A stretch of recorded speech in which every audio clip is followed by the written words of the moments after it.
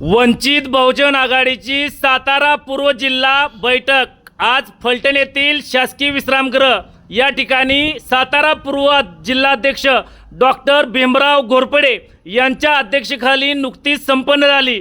या बैठकीमध्ये विविध विषयांवरती चर्चा करण्यात आली। याबरोबरच आगामी विधानसभेच्या निवडणुकीच्या अनुषंगाने 3 विधानसभा मतदारसंघांवरतीही चर्चा झाली असून या 3ही विधानसभा मतदारसंघामध्ये तगडे उमेदवार देण्यात येणार असल्याचं या बैठकीमध्ये निश्चित करण्यात आलं आहे। यामध्ये फलटण, कोरेगाव, मान खटाव तसेच कोरेगाव खटाव या मतदारसंघाचा समावेश करण्यात आला आहे।